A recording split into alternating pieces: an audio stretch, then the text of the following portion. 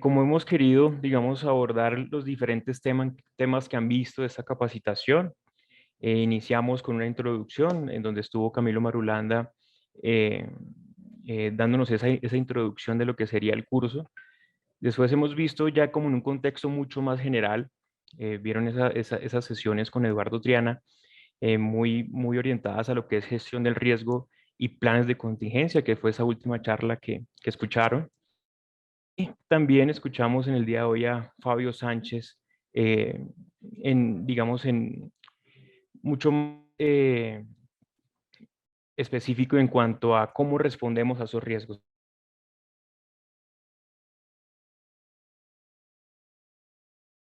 Digamos que ese sería como un enfoque, quisimos darle un enfoque mucho más general y a partir de este punto ya queremos como tornar hacia un enfoque mucho más técnico orientado, ¿no?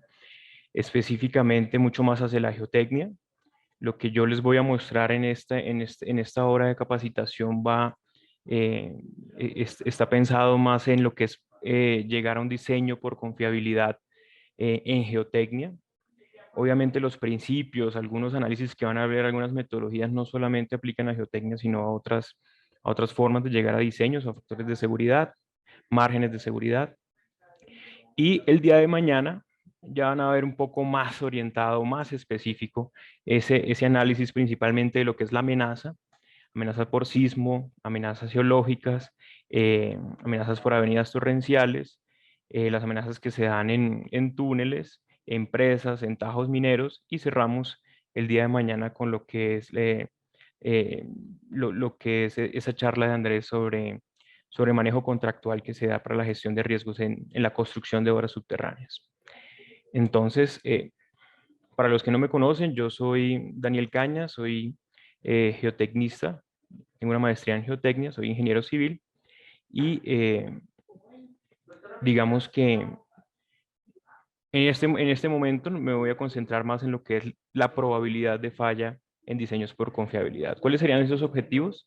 Pues primero justificar la realización de estos diseños por confiabilidad y al final mencionar algunas metodologías establecidas para estos diseños. ¿Por qué debe implementarse? ¿Por qué hablamos nosotros de la necesidad de implementar un diseño por confiabilidad? Primero porque los materiales tienen características variables. No podemos ser, digamos, totalmente categóricos en definir las propiedades que tiene sobre todo un suelo. Ya nos hablaba un poco un compañero de ustedes sobre la incertidumbre que está asociada sobre todo a la geología, ¿no? A conocer esas características también, no solamente la geología, sino la parte de su comportamiento, todo lo relacionado a la geotecnia. Eh, Hay incertidumbre también en la exploración geotécnica, las perforaciones que son, digamos, uno de las formas que tenemos para explorar el subsuelo, pues se hacen de manera puntual y conocemos que existe alta variabilidad en el suelo, no solamente en profundidad, sino también espacialmente. Y esto, pues, estamos hablando de suelos que no son totalmente ni continuos ni homogéneos, ¿no? Hay una heterogeneidad es, que debe incorporarse en los diseños, en todos los análisis que nosotros estemos planteando. ¿Y por qué implementar también el diseño de confiabilidad? Porque queremos evaluar los proyectos de una manera individual. Cada proyecto pues tiene sus consecuencias, sobre todo pensando en la falla total o parcial que ya hemos visto a lo largo del día y en lo relacionado a aquello que es vulnerabilidad, amenaza y el resultado de un riesgo, ¿no? Una consecuencia. ¿Qué genera incertidumbre? Y ya voy a hablar, ya me empiezo, digamos, a orientar a lo que es la geotecnia. ¿Qué genera incertidumbre en los análisis geotécnicos? Desde las metodologías que se escojan para llegar a estimar condiciones de seguridad, a definir márgenes de estabilidad, desde allí ya hay una incertidumbre, sean metodologías o empíricas o analíticas. Analíticas entendamos aquellas que por deducción matemática, con alguna comprobación matemática se sustentan, y también hay incertidumbre asociada a la modelación numérica. Una de las primeras preguntas que uno se hace cuando intenta hacer una modelación numérica es ¿qué modelo, ¿sí? ¿Qué modelo constitutivo usar? ¿Será que vamos a usar un modelo de Hookie Brown eh, con plastificación para representar el comportamiento de la roca? ¿O nos vamos a guiar por otro, no? En suelos está el Camp Clay, está el Soft Soil. Entonces ya hay un abanico de opciones, ¿sí? En simplemente una selección de modelo constitutivo. Eh, También hay incertidumbre en los parámetros, ¿no? Ya digamos que la mayoría sé que tienen la experiencia de conocer resultados de ensayos de laboratorio, tanto ensayos de laboratorio como ensayos de campo, ¿no? Tienen incertidumbre. Hay una variación, una dispersión en los datos que se van obteniendo, tanto de resistencia como de deformabilidad, como de permeabilidad, hasta de peso unitario. Digamos que esas son las 4 propiedades básicas que todo diseño debería tener claras o establecidas previamente, ¿sí? Resistencia de peso unitario. Y simplemente en los ensayos, en todo lo que se hace, tanto en campo y en laboratorio, hay una dispersión. Entonces, siempre cuando encontramos dispersión en los datos, y sobre todo cuando comparamos laboratorio de lo que es campo, y muchas veces no están comparando o no están siendo los mismos datos, siempre va a aparecer la pregunta, ¿a qué valor le creemos? ¿No? Camilo nos daba esta mañana ejemplos de la gran dispersión que podría presentarse, sobre todo en la resistencia no drenada en suelos, ¿sí? Lo cual es importante para diseño de pilotes en suelo, para diseños de sótanos, de excavaciones, ¿no? Para evitar una falla de fondo, un pateo también. Entonces, conocemos que hay una dispersión en la información, ¿sí? Que muchas veces se nos es difícil ser categóricos con el valor representativo. Muchas veces por el factor miedo, ya no de seguridad, queremos irnos siempre con el valor más bajo o mínimo, pero sabemos que eso conlleva siempre a obras o a intervenciones que son más costosas. También hay incertidumbre en los elementos externos, todas esas amenazas, sismo, todo lo relacionado al componente, al desorden público, ya en términos mucho más generales de lo que han escuchado en las sesiones de hoy. Que también pues queremos incorporar esas incertidumbres asociadas a que se presenten o no estas amenazas en lo que podría ser nuestros diseños o nuestras recomendaciones para controlar, ¿cierto? Como medidas de control del riesgo. También hay incertidumbre en las cargas aplicadas, ¿sí? No solamente en la magnitud, muchas veces decimos carga viva, carga muerta, utilizamos unos coeficientes de mayoración, ¿cierto? Que van a elevar o van a aumentar esas cargas, pero no solamente es magnitud, también estamos hablando de la duración. ¿Será que son cargas temporales, transitorias, o son más bien cargas permanentes? Entonces, esto como mínimo es lo que nos lleva a generar una incertidumbre en estos análisis y que justifican en parte lo que es el diseño por confiabilidad. ¿Qué podemos hacer entonces? ¿Sí? Si sabemos que ya hay una incertidumbre asociada, ¿sí? A los diseños que queremos hacer, pues ¿qué podemos hacer? Pues podemos evaluar esa variabilidad, ¿cierto? Y es ahí donde aparece la necesidad de incluir funciones de distribución de probabilidad. Podemos, con los datos, ¿sí? Adoptar funciones de probabilidad que nos van a dar idea de cuál sería el valor esperado, cuáles serían los valores más bajos, cuáles serían los valores más altos, ¿sí? Estamos hablando de funciones de probabilidad, ¿sí? O de distribución de probabilidad en datos, ¿sí? Pero también podemos usar metodologías que consideren esas funciones de probabilidad y llegar a factores de seguridad, ¿cierto? No un solo factor de seguridad, que es lo que suele suceder cuando hacemos un análisis determinístico, sino ver esa distribución de los factores de seguridad que se obtienen dada la variación de los parámetros o dada la consideración de la incertidumbre. Y ahí es donde se vuelve importante qué metodología podemos usar para llegar a esas funciones de probabilidad ya del resultado, de la salida. Y la salida para lo que yo les voy a presentar hoy, pues hace referencia a la estabilidad de la obra, sea factor de seguridad o margen de seguridad.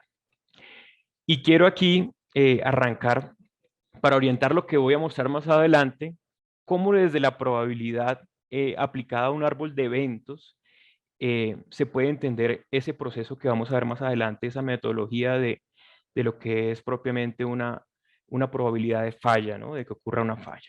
Y quiero mostrarles este ejercicio y me quiero basar en el árbol de eventos que ya Eduardo nos decía, que a título personal él decía que es la metodología de riesgos eh, que más le gusta, eh, porque principalmente para mí lo es, y es que nos permite gráfica o visualmente, ¿sí? También entender lo que se está analizando. Entonces quiero que miremos este ejemplo y queremos encontrar la probabilidad de falla de una obra ante dos amenazas, ¿sí? Una es el sismo y otra es inundación, ¿sí? O lluvias altas, entendiendo que la probabilidad de que se genere un sismo de magnitud 7 o mayor, la probabilidad de que esto ocurra, que este sismo ocurra, es de 0.1, ¿sí? Y que la probabilidad de que una lluvia de más de 200 milímetros en 24 horas ocurra es de 0.3. Entonces, partimos de la identificación de que la probabilidad de ocurrencia de estos dos fenómenos, de estas dos amenazas o peligros, o sea, de 0.1 para el sismo y de 0.3 para las lluvias o inundación. Nos piden también que asumamos que es improbable que ambos eventos ocurran, ¿sí? ¿Qué es eso? Que no tenemos una probabilidad asociada a que los dos puedan ocurrir simultáneamente. De esa forma, no las hacemos dependientes, es decir, una no está dependiendo de otra y están, digamos, separadas. Entonces, ¿qué es lo que nos dice esto? Que la probabilidad de que ocurra un sismo es de 0.1 y la probabilidad de la inundación es de 0.3. Miremoslo en el árbol de eventos, ¿sí? En el árbol de eventos vemos que la del sismo, ¿cierto? Que es una de las amenazas que se va a revisar ante falla, es de 0.1, la inundación es de 0.3, y para que se complete digamos, esa probabilidad de 1, ¿verdad? El llevar esto a que la suma de 1 da a entender que tenemos considerado todas las probabilidades, ¿sí? En este caso, no estamos diciendo la probabilidad de que no falle o algo diferente a que realmente es que no ocurra ninguna de estas dos, ¿sí? Ninguna de estas dos, la probabilidad pues es 1 menos la probabilidad de que ocurran estas dos, lo cual es 0.6. Vemos que la suma da 1. Luego, ahí sí, de generarse un sismo, se va a analizar cuál es la probabilidad de que falle, ¿sí? Y cuál es la probabilidad de que no falle, ¿sí? Este símbolo a veces se pone como prima, alguna literatura, otros lo pone como C, es que no ocurra, ¿sí? Es como lo inverso. Si la probabilidad de falla de un sismo es de 0.3, de que no falle, pues es el complemento para que dé 1, ¿cierto? La probabilidad de 1. Lo mismo se hace para inundaciones. La probabilidad de que falle es de 0.2, de que no falle es 0.8. Si no ocurre un sismo o una inundación, la probabilidad de que falle es 0 y de que no falle es 1. Este es este ejemplo, ¿no? Pero se da el caso que de pronto eras o obras, túneles, no necesiten de un sismo o no necesiten de una inundación para que tengan cierta probabilidad de falla, ¿no? Aquí aclarando eso, es simplemente para que visualmente entendamos cómo relacionar árbol de eventos con probabilidades. Ahora sí, considerando los tres eventos, ¿sí? Y considerando las probabilidades de falla de cada uno de los eventos, podemos llegar a eso que conocemos como la probabilidad de falla, ¿sí? Y aquí pues usamos lo que se conoce en probabilidad como la ley de probabilidad total. ¿Y qué es eso? Pues entendiendo las tres amenazas y las probabilidades de fallas que se dan por cada amenaza, lo que queremos saber es cuál es la probabilidad de falla, ¿sí? Debido a la amenaza 1 o al sismo, que en este caso sería sismo, pues para eso hay que considerar la probabilidad de que el sismo ocurra, ¿sí? Sumado, ¿cierto? Porque es una amenaza adicional a la del sismo. La probabilidad de falla debido a una inundación o a unas lluvias fuertes multiplicada por la probabilidad de que las lluvias fuertes o la inundación ocurra. De presentarse digamos, alguna relación entre las dos, pues esto va a aumentar un poco más. Pero aquí lo que estamos viendo adicionalmente es la probabilidad de falla si nada de estos dos amenazas ocurren. Entonces es la probabilidad de falla de que no ocurra ni el sismo ni la inundación por la probabilidad de que no ocurra ni el sismo ni la inundación. Ya en números, ¿cómo se expresaría? Pues la probabilidad de falla por el sismo dio de 0.3 multiplicado por la probabilidad de que se presente un sismo, ese sismo, ¿cierto? De magnitud 7, está muy bien delimitado con su periodo de retorno, más la probabilidad de falla por inundación o lluvias fuertes por la probabilidad de que esa inundación o lluvia fuerte ocurra, más la probabilidad de falla de que ninguna de estas dos ocurra, que en este caso dio 0, multiplicado por esa probabilidad de que ninguna de estos dos ocurra. De esa forma se llega a una probabilidad de falla total de 0.09. Esto simplemente es para que visualmente se entienda árbol de eventos y probabilidades de falla y mencionarles a qué me voy a concentrar al final de esta presentación. Me voy a concentrar a estimar esto, la probabilidad de falla. ¿Sí? ¿Cómo llegar a un valor de probabilidad de falla? Y digamos que para entender también estas probabilidades, ese árbol de eventos, es importante entender todos estos símbolos que vemos cuando tomamos clases de probabilidad y estadística. Y aquí lo que quiero hacer es como refrescar esos conceptos de probabilidad que nos van a servir más adelante para que lleguemos a entenderlo, ¿no? ¿Qué es A unido B? Entendiendo que A es un evento y B es otro evento, ¿sí? A unido B quiere decir que los dos ocurran. Entonces, cuando decimos la probabilidad de que cualquiera de los dos ocurra, ¿sí? Estamos hablando de A unido B. Cuando estamos hablando de la probabilidad de que los dos ocurran simultáneamente, ¿sí? Al mismo tiempo, estamos hablando de A intersección B. Es lo que está acá. ¿Qué es esto? Este diagrama ven para que lo entendamos. Siendo S, digamos, toda la probabilidad, es decir, este cuadro suma 1, si quisiéramos ponerle una magnitud, todo el cuadro suma 1, y parte de ese 1, parte de esa probabilidad es el evento A, y parte de esa probabilidad es el evento B. Si uno es dependiente, o se puede dar, no es que sea dependiente, se puede dar simultáneamente con el otro, pues serían círculos que se están cruzando, ¿no? Que se puedan dar simultáneamente. En el ejercicio que vimos ahora, de punto 1, punto 3, y con esto, asumir que es improbable que ambos ocurran al tiempo, estaríamos hablando de dos círculos independientes, totalmente independientes. A, con este superíndice C, quiere decir la probabilidad de que A no ocurra, ¿sí? ¿Qué es la probabilidad de que A no ocurra? Pues todo lo que está por fuera del círculo de A, ¿sí? Recuerden que la probabilidad de que A ocurra de la que no ocurra, pues eso tiene que dar 1. Entonces, el círculo azul es de lo que ocurra y todo lo que está por fuera de ese círculo azul, incluso lo que está en B, todo eso es la probabilidad de que A no ocurra. Y siendo ese, pues, la muestra espacial, ¿no? De todas las posibilidades. Y en números, esa probabilidad la llamamos 1, ¿cierto? La probabilidad total. Hagamos un ejemplo. Miremos un ejemplo para refrescar esos conceptos de probabilidad. Pensemos que durante la exploración geotécnica de un sitio, sea la mina, ¿sí? Se recobró roca de la siguiente forma. El 15% de las perforaciones tiene caliza, el 12% de las perforaciones cuenta con un gneiss, ¿sí? Y el 8% de las perforaciones tiene ambos tipos de roca, caliza, gneiss. En un diagrama como este, ven, se puede visualizar muy fácilmente eso, ¿no? Un círculo azul que haya caliza, es el 15%, llevado a número, pues es 0.15.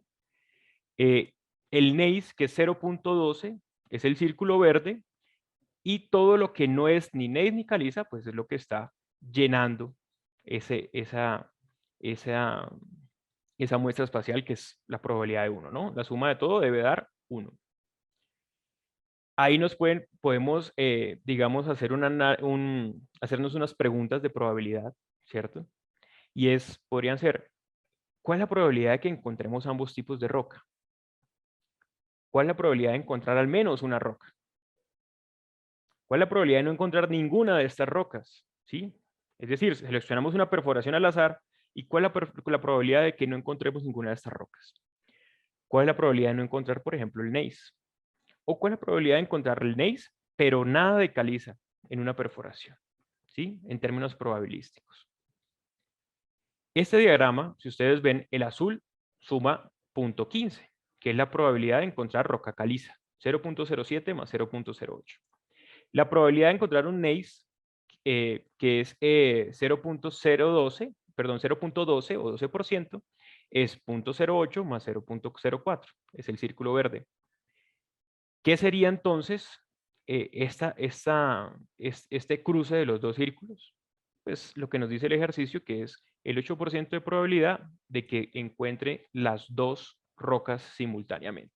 Entonces, solo con este enunciado ya tiene uno de estas probabilidades, ¿cierto? La de solo encontrar caliza, o la de encontrar caliza, perdón, la de encontrar gneiss y la de encontrar caliza y al mismo tiempo un gneiss. A la primera pregunta, encontrar ambos tipos de roca, pues los da el mismo ejercicio. En el 8% de las perforaciones se encontraron ambos tipos de roca. Ese es el dato que tenemos.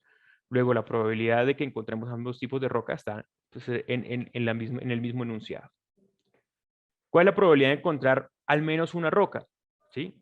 Sea caliza o sea gneiss. Es la unión de los dos círculos. Es el círculo azul más el círculo verde. Esas son las probabilidades de encontrar las dos. Pero ojo, si sumamos los dos círculos, estamos repitiendo esta fracción que ustedes ven acá. ¿Sí? Gráficamente es eso. Si usted suma los dos círculos, ¿sí? Está repitiendo lo que es la intersección de los dos círculos. Es por eso que la probabilidad de encontrar una u otra, ¿sí? Es la probabilidad de encontrar caliza más la probabilidad de encontrar gneiss menos esa intersección, porque se está duplicando, ¿cierto? Se está duplicando. Luego, esa probabilidad es de 0.19. ¿Cuál es la probabilidad de no encontrar ninguna de estas rocas? Pues es la intersección del no encontrar ni caliza y no encontrar gneiss, ¿sí? Que es lo mismo que la unión de caliza y gneiss, ¿sí? Pero el no encontrar, lo contrario. Aquí, como es lo contrario de encontrar, y eso nos pasa con probabilidad de falla, ¿sí? Cuando queremos encontrar como un nivel de confiabilidad o reliability, ¿cierto? De confiabilidad de la información, ahí lo que tenemos que hacer es al 1 restarle la probabilidad de falla, ¿sí? Esa sería la confiabilidad de nuestro diseño o de lo que estemos hallándole probabilidad de falla. Lo mismo lo hacemos acá. 1 menos la probabilidad de encontrar las dos sería la probabilidad de no encontrar ninguna. 1 menos 0.19 da 0.81. ¿Cuál es la probabilidad de no encontrar gneiss? Pues la probabilidad de no encontrar gneiss es 1 menos la probabilidad de encontrar gneiss. Es decir, 1 menos 0.12, ¿cierto? 0.12 es la probabilidad de encontrar gneiss. 0.088. Y la probabilidad de no encontrar, gneiss, pero nada de roca caliza, pues lo podemos sacar de este diagrama, ¿cierto? Cuando le restamos la intersección al círculo verde, sacamos, este diagrama nos dice que es 0.04. Esa es la probabilidad de encontrar gneiss, pero no encontrar caliza. ¿Listo? Se puede sacar directamente del diagrama B. Entonces, ¿qué es lo importante? Entender bien que puede haber un cruce de las dos probabilidades, que será la intersección, y que cuando hablamos de sumar las probabilidades, pues también hay que tener en cuenta esa intersección, ¿sí? Miremos cómo es ese árbol o cómo se puede aplicar esta metodología que se hace muy visual a un árbol de decisión. Y quiero aquí mostrar un ejemplo de remediación de un deslizamiento. Aquí ustedes están viendo como 4 salidas, ¿no? O 4 columnas en una gráfica que se parece a un árbol, ¿no? A un árbol de eventos, pero este es un árbol de decisiones. Alternativas ante una inestabilidad que se ve en un talud, ¿sí? Un deslizamiento. No hacer nada tiene un costo 0, ¿sí? Pueden pues, imaginarse la unidad de moneda y demás que quieran, ¿sí? Hacer una excavación, que es como un reperfilamiento, que es cambiar la geometría, la configuración geométrica del talud, nos puede costar 2, ¿sí? Pueden colocar la unidad de moneda que quieran. Hacer algo menos costoso, un poco más, digamos, que requiere menos trabajo, sobre todo de maquinaria, movimientos de tierra, de disposición de tierras, ¿sí? Por la remoción que se necesita de cambiar la configuración del talud, puede ser, por ejemplo, instalar drenajes. Esto puede ser un poco más económico, nos puede costar 1. Entonces, está claro las alternativas, ¿verdad? Dentro de las alternativas, pues siempre va a estar el no hacer nada, ¿no? No hay nada, 0, cambiar la configuración geométrica 2 e instalar drenajes 1. Ahora vamos a la probabilidad. Aquí es donde me voy a centrar más adelante, ¿listo? La probabilidad de que ese deslizamiento ocurra si no se hace nada, es decir, condiciones actuales, es de 0.3. 0.3, como les voy a mostrar más adelante, es una probabilidad que se considera alta.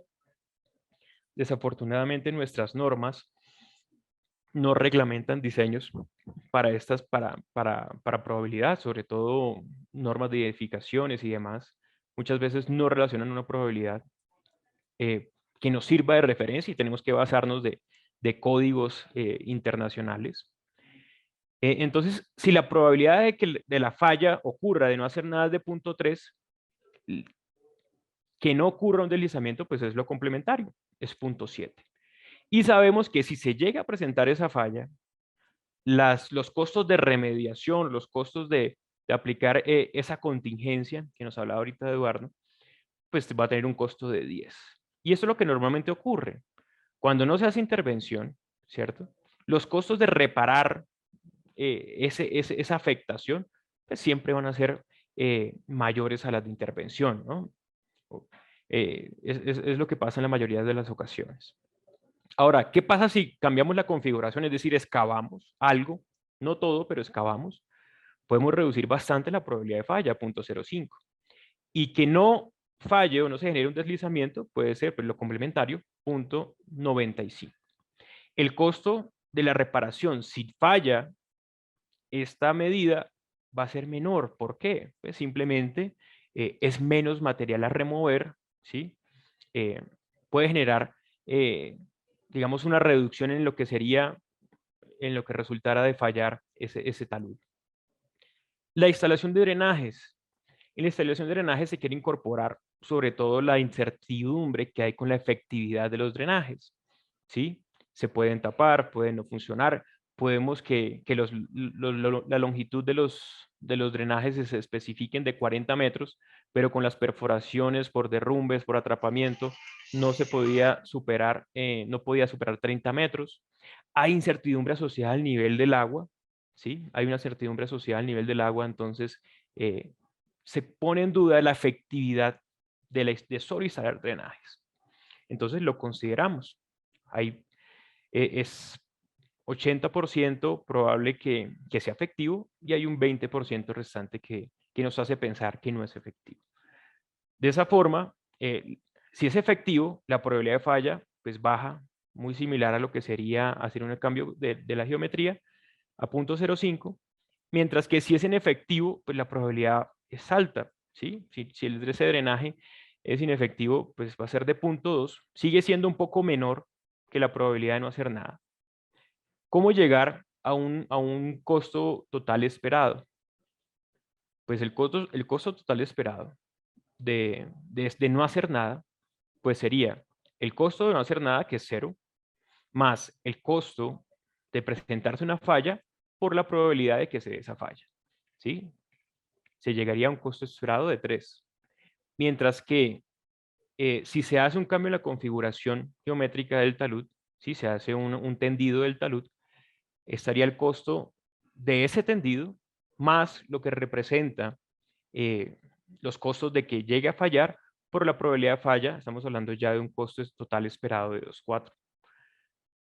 Por este lado, con la instalación de drenaje, nos cuesta 1, pero a eso le vamos a sumar lo que nos cuesta si falla, ¿cierto? Si las obras que hay que hacer si falla, por la probabilidad de que falle, por la efectividad, ¿sí? Entonces, aquí ustedes se encuentran.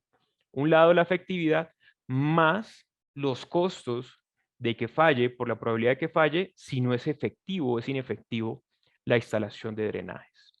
En este ejemplo sencillo, simplemente ilustrativo, podría tomarse una decisión desde el punto de vista de riesgos de la alternativa de instalar drenajes tiene un menor costo total esperado, y esto pues justificaría una de las alternativas para tomar decisiones, ¿no? Eso es probabilidad explicado en un árbol de toma de decisiones. Ahora, ¿cómo implementar la incertidumbre en los diseños? ¿Listo? ¿Cómo llegar a esa probabilidad de fallo? Y para eso he querido pues presentarle algunos pasos. El paso número 1 es establecer la metodología de diseño. Es decir, ¿qué es lo que estamos diseñando? Estamos diseñando una cimentación superficial, una cimentación profunda, estamos estimando asentamientos, estamos diseñando una estabilidad de un talud, ¿cierto? O una excavación que se va a hacer.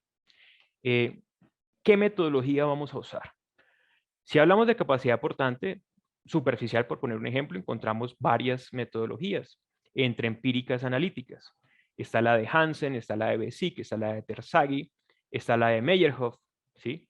Si hablamos de diseño de pilotes o capacidad portante profunda, hay diferentes metodologías, alfa, beta, ¿sí? Y bueno, así está la lista para elegir una metodología. Elegir la metodología es lo primero, ¿cierto? Para saber las formulaciones, para saber qué parámetros se requieren, ¿sí? Conocer para llegar a esos factores de seguridad o esas definiciones de seguridad. Se deben identificar cuáles son esas variables aleatorias, las que pueden variar. Se deben caracterizar, ¿sí? Esas variables aleatorias podemos hablar de valores estadísticos como la media, valor esperado, desviación estándar, ¿sí? Ustedes están viendo acá unos análisis de frecuencias, ¿cierto? Aquí simplemente se organiza la información entre tanto y tantos grados, ¿cierto? Estamos hablando del ángulo de resistencia friccional residual de un material, entre cuánto y cuántos grados, cuántos ensayos o cuántos reportes de esa resistencia hay, ¿sí? Ese análisis de frecuencias me da a entender un poco de cuál es la curva o cuál es la distribución de probabilidad que más se ajusta. Hay unos datos que pueden tener una distribución en donde no están acampanada en la mitad, está más recostada hacia un lado, que ya vamos a ver cuáles tipos de probabilidad son. Y hay otras que sí pueden tener esta distribución un poco más acampanada, muy cercana a lo que se conoce como distribución normal. Hay que asumir una función de probabilidad e identificar la probabilidad de falla. Eso sería el último paso. Ahora, ¿cuáles son, digamos, esas metodologías para asumir una probabilidad de falla? Yo hoy les quiero hablar de una que ya conocemos de primer orden, ¿sí? De unas que conocemos de primer orden, que son la estimación puntual o estimativos puntuales, o de segundo momento, porque usa varianzas, esa es la razón por la que la llaman segundo momento, que son las series de Taylor. También podemos llegar mediante análisis de datos y análisis de frecuencias a lo que es una probabilidad de fallo por simulación de Monte Carlo, que digamos que ese es el método que contemplan la mayoría de programas que encontramos para análisis geotécnicos. ¿Qué parámetros estadísticos son importantes para conocer tanto la probabilidad de una falla como el valor más probable esperado de uno de los datos, ¿no? De los parámetros de entrada? La moda, que es el valor que más se repite, la mediana, que es el que se encuentra justo en la mitad de todos los datos organizados, la media, que es el famoso promedio que yo creo que es el más común, la desviación estándar, ¿sí? La formulación es esta. La desviación estándar nos da idea de qué tan dispersos son los datos. La varianza, pues simplemente es la desviación estándar al cuadrado. Al usar la serie de Taylor, esta varianza, ¿sí? Este dato estadístico, por eso lo llamamos de segundo momento.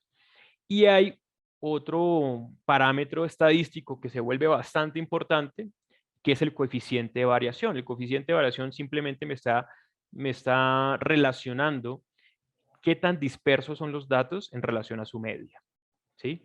Coeficientes de variación muy altos dan a entender que los datos son muy dispersos, mientras coeficientes de variación muy bajos dan a entender que los valores se parecen mucho a su media. Solo la desviación estándar no nos da esa información. La desviación estándar nos da en orden de magnitud de la variable qué tan dispersos son los datos, pero este está más relacionado a lo que es propiamente la variable o el parámetro medio. ¿Qué curvas de probabilidad o qué distribuciones de probabilidad se pueden adoptar? Está la normal, log normal, uniforme.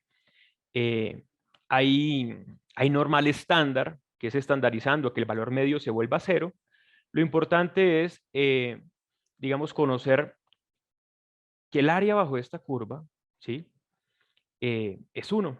De aquí sale posteriormente esa curva acumulada de probabilidad que nos va a llevar de una probabilidad de 0, que es improbable, a una probabilidad de 1, que es muy probable.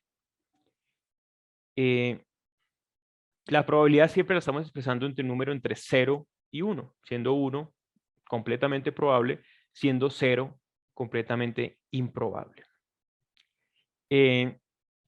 La probabilidad también se puede representar con frecuencias, ¿sí? Sobre el total de posibilidades. Y esto es lo que, ese es el principio básico que define probabilidad y es en lo que se basa el método de Monte Carlo o fuerza bruta. La distribución de probabilidad se puede conocer pues, con esta curva. Esta se parece a una distribución normal, que el área es 1, o se puede dibujar de forma acumulada, que es el área, acumulándolo a lo largo de la variable que se está analizando, ¿sí? Hasta que da 1. Esas son las dos curvas o las dos formas en que se pueden encontrar esas distribuciones de probabilidad. Expresiones matemáticas que nos van a relacionar la probabilidad con la función. Esta función de probabilidad lo que nos está realmente contemplando es esas frecuencias, qué tan frecuentes son los datos en la evaluación entre dos parámetros o entre dos límites de los parámetros de análisis. Cuando usamos esta curva, ¿sí? Que es la curva de acumulada, cumulative.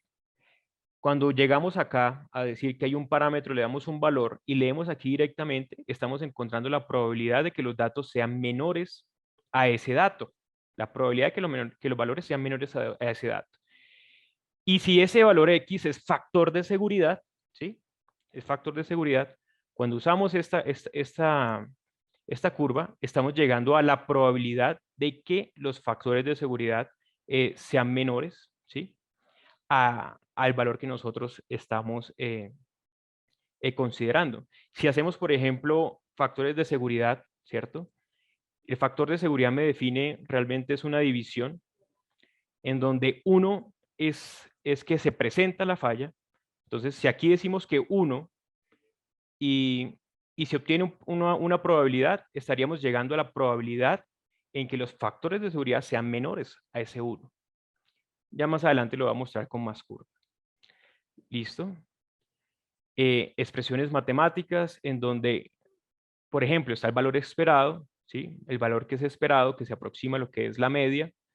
Ese valor esperado puede estar en términos de alguna función. Vamos a verlo más adelante cuando empiece a mostrar los métodos. La varianza, pues, es la desviación estándar al cuadrado y el coeficiente de variación se conoce simplemente como la desviación dividido entre la media. Distribución uniforme es donde se le da el peso de probabilidad a todos los datos de igual forma. Esto pasa cuando usamos la función de Excel aleatorio. Eso es una distribución uniforme que puede dar cualquier dato sin darle prioridad a los valores medios, ¿sí? Simplemente puede dar cualquier dato. Es como si les preguntaran en ese momento, digan un número del 1 al 10. Es totalmente aleatorio. Es una probabilidad de que ustedes me digan cualquiera de estos, ¿sí? Muy diferente a cuando hablamos de dados, ¿no? La probabilidad de que se den algunos números aumenta por la combinación entre los dados. Luego se hace más probable que se salgan unas cantidades que otras. La distribución normal es esto, ¿sí? Es una campana en donde el valor más alto realmente hace referencia a lo que es la mediana, que si es exacto la campana, pues esa mediana se parece a la moda y se parece al promedio, ¿no? Este es un ejemplo de una distribución probabilística en donde el valor medio es 100 y la desviación estándar es 50. ¿Qué es desviación estándar? El punto de inflexión. Esta gráfica empieza a caer y llega un momento en el que se empieza a extender. ese punto de inflexión es la desviación estándar. La desviación estándar no es ni el valor mínimo ni el valor máximo, es el punto de inflexión de la curva. Log normal. Cuando identificamos que la distribución se aproxima más a lo que es una condición log normal, cuando el valor de la moda, la mediana y la media empiezan a diferenciarse bastante, empieza a haber un cambio importante y empieza a haber, digamos, una tendencia a que los datos se concentren más, que es la moda, ¿verdad? La moda es la que me dice el dato más frecuente, sea menor, ¿cierto? A lo que es la media. Es ahí donde empezamos a ver la necesidad de usar una distribución log normal. Estoy hablando de que esa distribución se puede aplicar tanto a datos, a parámetros, quiero que se imaginen acá resistencias, módulos de deformación, parámetros, como a factores de seguridad, ¿sí? También aplica para las dos. La más usada, la más común, es la distribución normal. Se dice que es la forma en cómo se comportan los fenómenos naturales, ¿sí? Aunque son los datos los que me van a decir qué distribución se ajusta más. ¿Qué pasa entre una distribución normal y una distribución log normal? Si el coeficiente de variación, es decir, si la dispersión de los datos no es mucha, no es muy marcada, la distribución normal se parece mucho a la normal, ¿sí? Entonces se dice que para coeficientes de variación de datos menores a 0.3, use distribución normal, no tiene por qué preocuparse de cuál usar o cuál es, cuál se hace más, más ajustada a los datos o a la información. Definimos qué es seguridad. Ya esto lo dijo Camilo, voy a repetirlo muy rápidamente. Podemos abordar la seguridad como un margen de seguridad, es decir, encontrar las fuerzas resistentes y restarle las cargas o las desestabilizantes, ¿verdad? En donde si esto es cero, pues eso quiere decir que las fuerzas resistentes son iguales a las desestabilizantes y eso representaría una condición de falla. Diferente a cuando hablamos de un factor de seguridad en donde colocamos en un numerador la resistencia y en el denominador la carga. De esta forma, cuando son iguales, el factor de seguridad va a dar 1. ¿Sí? Aquí buscaríamos representar la falla con un 0, aquí buscaríamos representar la falla con un 1. Lo que nos interesa si hacemos por el lado del margen de seguridad es encontrar la probabilidad de que el margen sea menor a 0 y si lo hacemos por el lado del factor de seguridad es encontrar la probabilidad de que ese factor de seguridad sea menor a 1. Así de esa forma llegamos a probabilidades de falla. Diferente a un índice de confiabilidad, ¿sí? El índice de confiabilidad también tiene una relación directa con la probabilidad de falla, ya Camilo nos lo mostraba en el inicio de las capacitaciones, y es simplemente esa relación entre el valor medio, ¿cierto? De los márgenes de seguridad dividido entre su desviación, ¿sí? Se complica un poco más o se alarga un poco más esta expresión si lo que está variando no solamente la resistencia, sino la carga, y se complica aún más, o sea, se aumenta un poco más la ecuación si hay una relación entre los dos, ¿sí? Si la resistencia depende de la carga, ahí hay que sumarle algo más a estas ecuaciones, ¿listo? La probabilidad de falla es esto, es la probabilidad, si lo hacemos por factores de seguridad, de la probabilidad en que sea menor que 1 y se entiende como el área, ¿cierto? Cuando lo analizamos de esta forma, de la bota acampanada. Cuando lo hacemos acumulada, pues simplemente se lee directamente la probabilidad de falla. Lo que hacemos normalmente es aumentar las cargas, ¿sí? Mayorar las cargas y disminuir las resistencias para llegar a un factor de seguridad. Esta sería, digamos, la forma en que deberíamos llegar de una forma determinística a un factor de seguridad apropiado. ¿Sí? Piensen que esta es la distribución de la resistencia, tiende a ser mayor que las cargas, ¿sí? Y esta es la distribución de probabilidad de las cargas. Si lo hacemos solo con valores medios, ¿sí? Sin aumentar cargas, sin disminuir resistencias, pues estamos llegando a un factor de seguridad que va a dar pues, mayor a ese que usa coeficientes de mayoración y de reducción. ¿Qué realmente es la zona de falla? Es ese punto en donde los datos de resistencia son menores a los datos de carga. Si lo vemos por áreas, esta sería la zona que me está representando la falla cuando pensamos en dos variaciones, ¿no? Que tanto la carga como la resistencia varían. Aquí lo ven ustedes también, probabilidad de falla. Cuando lo hacemos por margen de seguridad, pues ya no es 1, es 0. ¿Sí? Entonces hay que tener muy claro cuál es la ecuación que vamos a seguir, si vamos a hacerlo por margen de seguridad o por probabilidad de falla. ¿Qué es la confiabilidad? es 1 menos la probabilidad de falla. Ojo, diferente al índice de confiabilidad, que es el beta. Aquí están viendo más ejemplos. ¿Qué es la probabilidad de falla? Pues es ese valor que está más allá del 1, ¿cierto? Si se hace con valores medios, tal vez el factor de seguridad de apropiado, ¿sí? Si se hace con valores medios, tal vez nos puede llevar a decir que el factor de seguridad es mayor a 1,5, ¿sí? O es de 1,5, pero la probabilidad de que falle eh, nos puede dar, digamos, un indicativo de que, de que la dispersión es tal o es tanta, ¿sí? Los datos son tan variables que es muy probable que falle. ¿Listo? Entonces, no siempre factores de seguridad 1,5 quieren decir probabilidades de falla baja, ¿sí? Como tampoco no siempre quiere decir que factores de seguridad 1,5 son probabilidades de falla alta. ¿Qué es lo que castiga realmente estos métodos de probabilidad? La dispersión. ¿Qué tan dispersos son los datos? Yo puedo tener factores de seguridad medios de 1,5 o mayores, pero si esto es muy disperso, que es el ejemplo que están viendo acá, estos son dos resultados de factores de seguridad visto en curvas de distribución de probabilidad, en donde un valor medio de 2 da a entender que es muy seguro determinísticamente, ¿sí? Pero cuando se analiza ese porcentaje de área que es menor a 1, me puede dar mayor probabilidad de falla. ¿Eso por qué pasa? Porque la dispersión, en este caso la desviación estándar, es muy alta del factor de seguridad. Mientras que este que era de 1,5, que el promedio da 1,5, la dispersión o la variabilidad, la variación que tienen esos factores de seguridad expresado por su desviación estándar de 0,18 es muy poca, ¿sí? Me puede representar menos probabilidad de falla. Lo están viendo ustedes aquí gráficamente.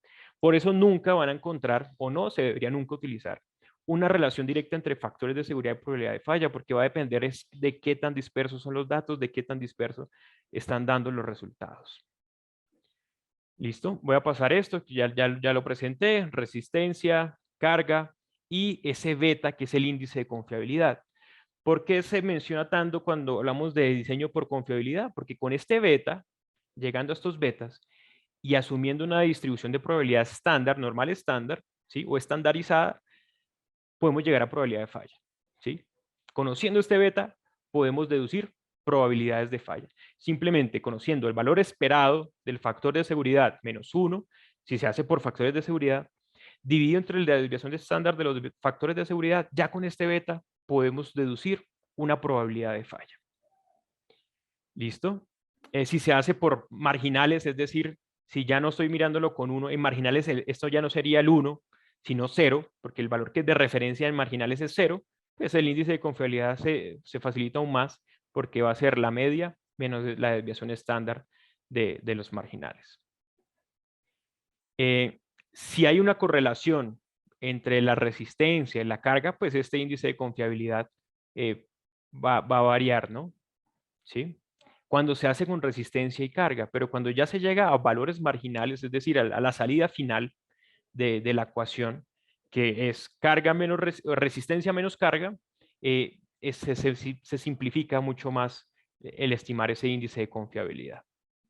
Esta curva nos lo mostraba Camilo esta mañana. Probabilidad de falla se puede relacionar directamente al beta, que es el índice de confiabilidad. Ojo, es diferente, porque cuando hablamos de confiabilidad, si la confiabilidad da 0,999 es que estamos casi que con toda la confianza de que eso no va a fallar, ¿sí? O que los resultados que estamos obteniendo son muy confiables.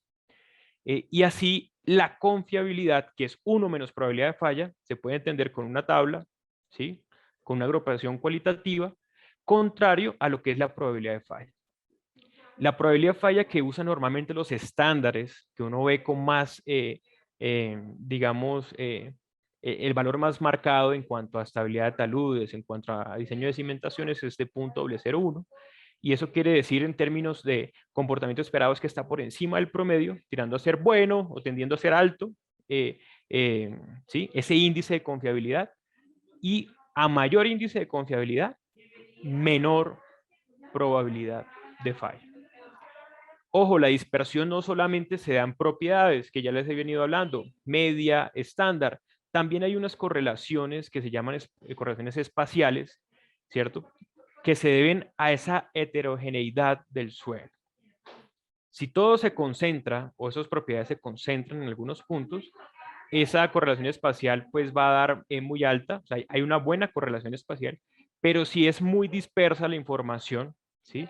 Si aquí da un valor y aquí va otro, si no se ve como zonas o zonificaciones de comportamientos de material, ahí la correlación espacial es muy baja y hace necesario, digamos, hacerle unas modificaciones a estos análisis de confiabilidad. Lo normal en suelos, ¿qué es? Que en X no varíe tanto, pensando en estratos de suelo, pensando en estratificación horizontal o en estratificación definida. Entonces, que no varíe tanto por la estratificación, pero sí en profundidad, cuando cambia de estratos, cuando cambia de suelo, si hay una dispersión o una correlación espacial que hay que tenerse en cuenta. Datos recomendados, esta tabla también la mostraba Camilo de valores representativos de algunos valores, se pueden usar cuando no hay información en análisis probabilísticos muy preliminares, muy conceptuales, pero realmente lo que nos dan las variaciones son los datos, ¿sí? Y hay pruebas para saber, pruebas estadísticas para saber si la cantidad de datos, dado la dispersión y la media, es confiable. Quiero pasar ya en estos últimos 13 minutos para que hablemos de los diferentes métodos que existen. Esta de series de Taylor, ¿sí? Se basa en las variaciones, ¿sí? Se basa en las variaciones de los valores aleatorios y en los valores medios. Yo quiero pues entrar a explicar como una de las tres metodologías que les voy a mostrar, ya con la parte, digamos, aplicada, ¿sí? Entonces, aquí, ¿qué vamos a hacer? Vamos a encontrar el valor esperado y la varianza. En eso se va a basar este método. Y para eso, quiero proponerles un caso de la estabilidad de talud de un talud en suelo, ¿sí? Esto reduce mucho las ecuaciones. Al asumir que el suelo no es friccional, que es lo que pasa en suelos cohesivos, el factor de seguridad a un mecanismo de falla activa, ¿sí? Cuando excavamos, se puede generar una falla de tipo activo y simplemente pues el suelo va a fallar y se va a deslizar contra la excavación. El factor de seguridad se puede definir tan sencillamente como 4 veces la cohesión, que es C, dividido entre el peso unitario que multiplica a la altura. Así, digamos que se reduce la ecuación de factor de seguridad. Entonces, ¿cómo aplicamos este método? El valor esperado, ¿sí? Sería de adoptar los valores promedios. Aquí pues ven los datos de este suelo. El valor promedio de la cohesión es de 100 kilopascales, el valor promedio del peso unitario es de 20 kilonewtons por metro cúbico, y los coeficientes de variación que ya me están deduciendo la desviación estándar. Recuerden que si yo multiplico este promedio por el coeficiente de variación, ya tengo la desviación estándar, ¿sí? El coeficiente de variación es del 30% para la cohesión y del 10% para el peso unitario. Entonces, esperado. El esperado, pues son los términos más probables, que en este caso sería la media, asumiendo una distribución normal, y el valor esperado de ese factor de seguridad es de 2. ¿Sí? 4 veces por 100 kilopascales dividido entre 20 kilonewton metro cúbico por la altura, que para este ejercicio vamos a asumirla de 10 metros. Ahora, ¿cómo llegamos a la variación o la varianza de ese factor de seguridad? Este método se basa en derivadas parciales. ¿Y qué es eso?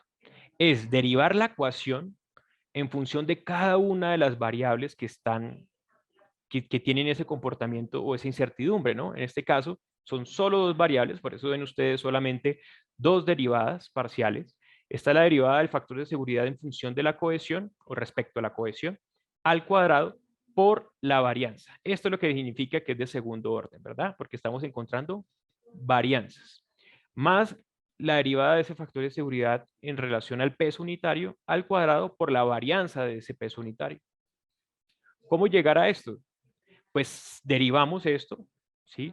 Si derivamos esta ecuación respecto a C, me va a dar 4 sobre gamma por H elevado al cuadrado por la varianza de la cohesión, ¿no? ¿Cómo llegamos a la varianza de la cohesión? Pues primero llegamos a la desviación estándar, que resulta de multiplicar la media por el coeficiente de variación, ¿sí? Que da 30, 100 por 0.3 da 30, elevado al cuadrado porque es la varianza, ¿sí? La varianza es el cuadrado de la desviación estándar. Más, ¿qué pasa si derivamos esta ecuación respecto a gamma? Gamma está aquí abajo, ¿no? Gamma está aquí abajo.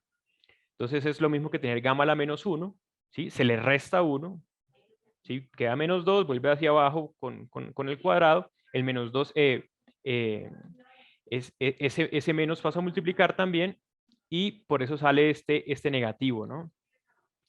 Y al cuadrado. 4 veces la cohesión sobre gamma al cuadrado por h. Esa es la derivada de esta ecuación respecto a gamma por la varianza al cuadrado. ¿Y cuál es la varianza del gamma? Pues 20 por 0.1, eso da 2. Esa es la desviación. 2 al cuadrado es la varianza, es decir, 4. Si encontramos esa varianza, ¿sí? Del factor de seguridad, me va a dar de 0.4. Yo para llegar a una probabilidad o para usar una función de distribución de probabilidad, ustedes ven aquí la ecuación que podríamos usar en Excel. ¿Qué necesitamos? Distribución normal, ¿sí? Necesita el valor al que quiero encontrar la probabilidad, es decir, 1. Si estoy usando esta ecuación, tengo que usar 1. La probabilidad de que sea menor a 1, ¿cuál es la media de todos los factores de seguridad? Que en nuestro caso sería el valor esperado, la desviación estándar, que la desviación estándar pues sale de la raíz cuadrada de la varianza, ¿sí? Todo esto lo hicimos para encontrar la varianza, le sacamos raíz y ya tenemos la desviación, ¿sí? Y esto simplemente es, digamos, la forma en como termina la ecuación siempre en que dice como un true o false en Excel. También lo podemos encontrar por el índice de confiabilidad. Recuerden que el índice de confiabilidad era la media o el valor esperado menos 1, porque es factor de seguridad. Quiero hacerlo todo para 1, para el factor de seguridad de 1, dividido entre la desviación estándar. El índice de confiabilidad en este caso, en este ejercicio, de 1,58 y la probabilidad de falla es de 0.0567. ¿Sí? Esta es la probabilidad de falla, que se puede obtener muy fácilmente. Ya Excel, pues, y en cualquier ya cheats, ya tienen cargadas estas distribuciones. Ya no necesitamos ir a las tablas, que era la forma en como antes, cuando no teníamos acceso a tanta tecnología, pues íbamos a unas tablas y veíamos a cuál aplicaba y ahí entrábamos a revisar cuál sería la probabilidad, ¿no? Entonces, así se llega a una probabilidad por las series de Taylor, ¿sí? Estamos encontrando esta área bajo la curva o en esta que es de acumulado rápidamente uno a qué probabilidad de falla hace referencia. Si esto mismo se hace, pero con los márgenes de seguridad, daría diferente. ¿Listo? Aquí hay unos ejemplos pero digamos que el concepto es lo mismo. Variancia y valor esperado, ¿sí? Si se tiene en cuenta la resistencia y la carga, ¿sí? O en en donde no se considera la carga. La probabilidad pues va a cambiar. Si bien aquí la probabilidad da del 5.6%, se puede expresar en decimales o en porcentual, ¿sí? En este ejercicio a mano, ya con valores marginales o margen de seguridad, da del 5%. Da similar, pero no igual. Entonces parece ser que es un método que está dependiendo de la función que se elija. ¿Sí? Esa es como su principal desventaja. Dependiendo de la función que se elija, va variando el resultado o puede estar en función del resultado. Estimativo puntual. Este es muy utilizado para taludes y consiste en analizar las diferentes opciones usando valores máximos y valores mínimos. Como referencia, la desviación estándar. Entonces, voy a ir directamente al ejemplo. Si son dos parámetros, que es este mismo ejemplo, ¿sí? Factor de seguridad es 4 veces la cohesión sobre gamma por h. Los valores que van a variar son la cohesión y el gamma. Se hace 4 combinaciones. ¿Por qué 4? Porque en la combinación 1 voy a usar el valor máximo de C y el valor máximo de gamma. ¿Cuál es el valor máximo de C y máximo de gamma? Pues es el C promedio más su desviación estándar. 100 más 30 es usar 130. El máximo de gamma, 20 más 2, es usar 22 de gamma. Luego voy a usar el máximo de C con el mínimo de gamma. Luego voy a usar el mínimo de C con el máximo de gamma y como cuarto el mínimo de C, el mínimo de gamma. ¿Cuándo se complica un poco más esto? Este es un ejemplo práctico simplemente para que lo visualicemos y lo entendamos, pero si hay una formulación de muchas variaciones, ¿sí? Si no solamente varía el C y el gamma, sino también el phi, y varía también el nu, y varían muchas más cosas, pues la cantidad de veces que hay que hacer esto es 2 veces a la n, siendo n la cantidad de parámetros que varían o tienen esa incertidumbre en nuestros análisis. ¿Listo? Entonces llegamos a un factor de seguridad con los dos más altos de 2.36, los organizamos, ¿sí? Llenamos la tabla de cuánto va el factor de seguridad por cada una de las realizaciones. El valor esperado pues sencillamente sería el promedio y la varianza es el dato de cada uno de los datos menos el promedio al cuadrado más el dato del 2 menos el promedio al cuadrado, ¿sí? Todo esto basado en lo que se define determinísticamente, o, perdón, estadísticamente, lo que es valor esperado, varianza, y lo mismo, se usan esos datos, lo que dio la desviación estándar, que es la raíz cuadrada de la varianza, y la media en la función de distribución normal, ¿sí? Y se encuentra igual la probabilidad de falla. ¿Listo? Ese sería el método estimativo puntual. Y pasamos al de Monte Carlo, que es también conocido como el método de fuerza bruta, en donde hacemos muchas simulaciones, ¿sí? Principal desventaja de Monte Carlo, que no me va a permitir ver muy fácilmente a qué se debe o cuáles son los parámetros que más pesan en la variación del factor de seguridad. ¿Sí? No me va a permitir ver si subiendo la cohesión cambia mucho el factor de seguridad o es más sensible al gamma o es más sensible al phi.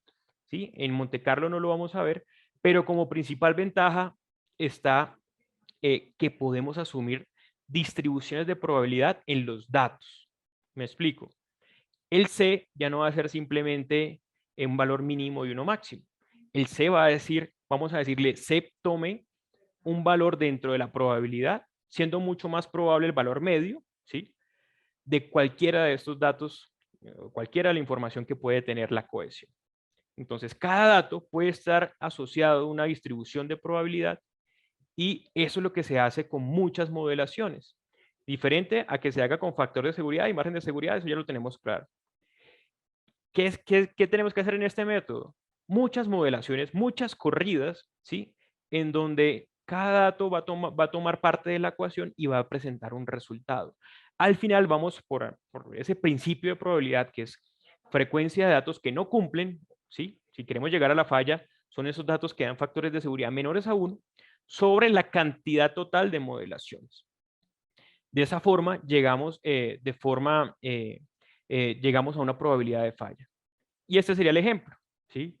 Muchos valores de 6 gamma, 6 gamma, 6 gamma, con factores de seguridad, ¿cierto? 6 gamma, factores de seguridad, 6 gamma, factores de seguridad, apoyados del principio básico, la teoría básica de probabilidad.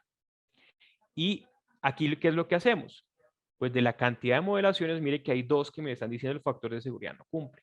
De toda esta cantidad hay 2 que no me cumplen. De toda esta cantidad hay 2 que no me cumplen. ¿Sí? 2 entre 31, ¿sí? Si a 2 lo dividimos entre 31, ¿qué probabilidad está dando? Alguien que me ayude con una calculadora. 2 entre 31 modelaciones. ¿Qué probabilidad de falla me estaría dando este?